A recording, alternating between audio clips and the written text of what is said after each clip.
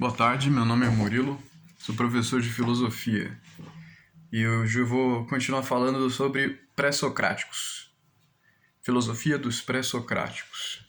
Já falei um pouco sobre Parmênides, sobre Heráclito, sobre Zenão, sobre alguns outros. Agora eu vou falar um pouquinho sobre Leucipo e Demócrito. Leucipo e seu discípulo Demócrito, que são principais filósofos ligados ao atomismo.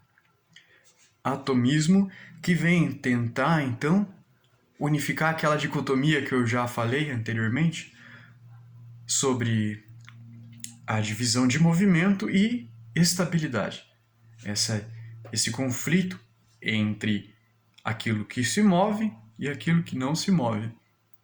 Porque para Heráclito, tudo é movimento, tudo se move. Para Parmênides, não. Para Parmênides, não se move.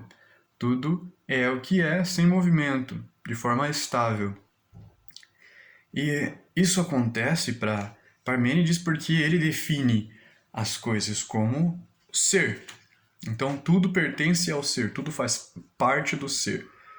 E o não ser não existe, então, de acordo com Parmênides. Ou seja, como não há um não ser, então o ser está sempre em contato consigo mesmo e por isso é pleno e por isso não pode haver movimento, não pode se mover.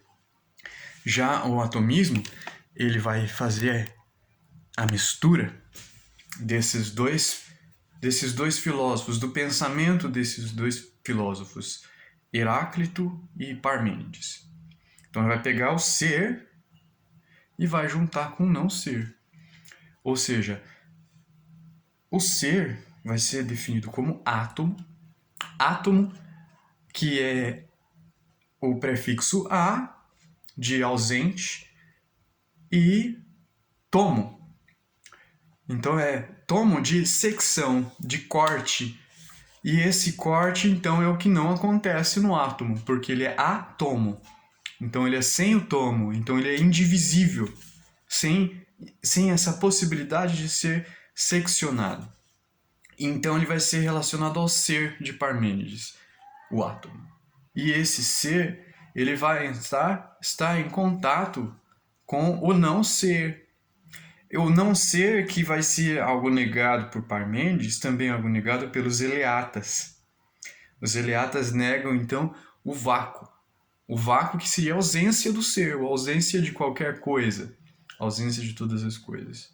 Então, por não haver as coisas, por estar ausente, tudo estar ausente, então nós temos o não ser, a presença do não ser.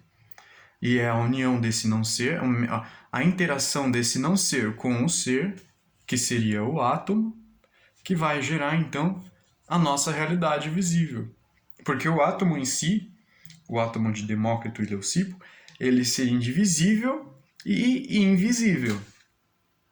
Porém, ele seria tudo que há. E ele variaria apenas em sua figura, ordem e posição. Ou seja, ele vai ter os átomos, eles vão ser diferentes entre si em forma. Então cada átomo vai ter uma forma específica, ou cada grupo de átomos vai ter uma forma específica, e vai variar a ordem em que eles se posicionam e a forma como eles se organizam. E isso tudo vai ser intimamente ligado ao não ser, ao vácuo, porque a ordem vai depender então do intervalo no qual esses átomos se aglutinam. E esse intervalo é um intervalo de vácuo, de não ser. Então nós temos aí a mistura do ser e do não ser de Parmênides. No caso, Parmênides negava a existência do não ser. Já Leucipo e Demócrito, eles vão afirmar essa existência, trazendo então o movimento junto com o não movimento, porque o átomo em si seria o ser, seria algo estático. E a relação entre eles, através do vácuo, é que seria então o movimento. Então nós conseguiríamos unir em um pensamento só tanto o movimento de Heráclito quanto a estabilidade de Parmênides. Nós temos aí uma síntese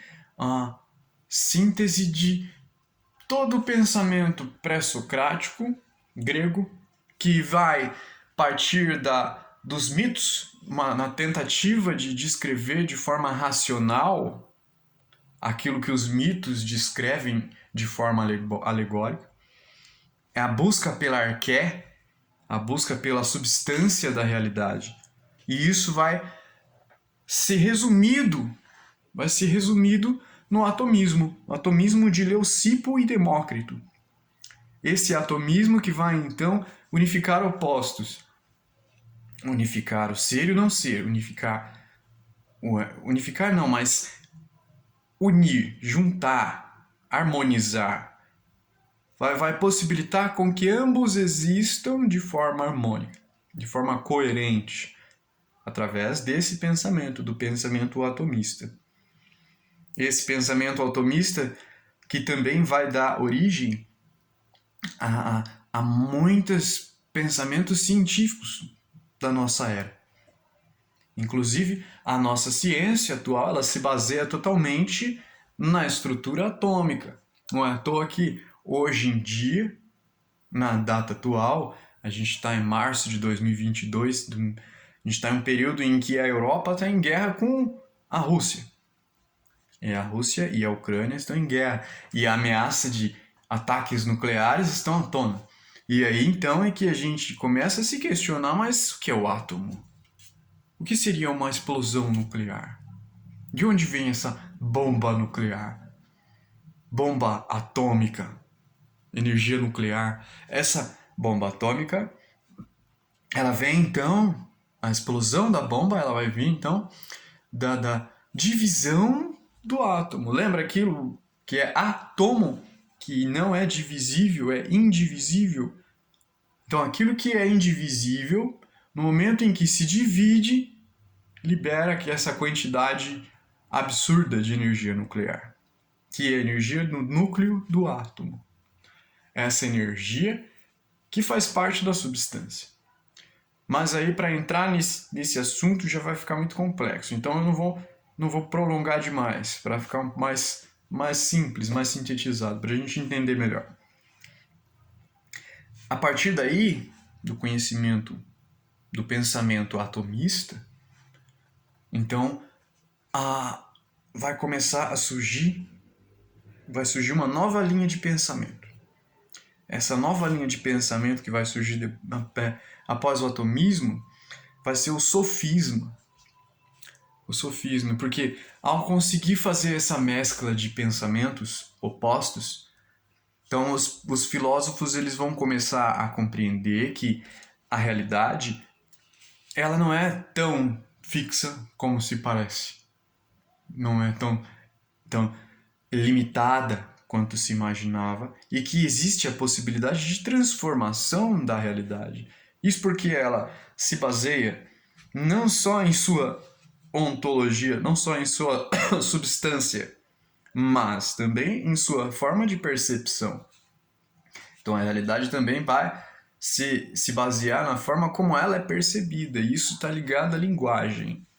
E essa linguagem, esse jogo de linguagens que possibilitou o desenvolvimento do pensamento atomista, que foi capaz de sintetizar opostos. E esse mesmo jogo de linguagem é o que vai dar origem ao sofista.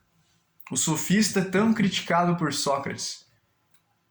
Só que a gente vai entender mais a fundo, mais à frente, o que realmente significa o sofisma e qual é o verdadeiro propósito e qual é a utilidade do pensamento sofista.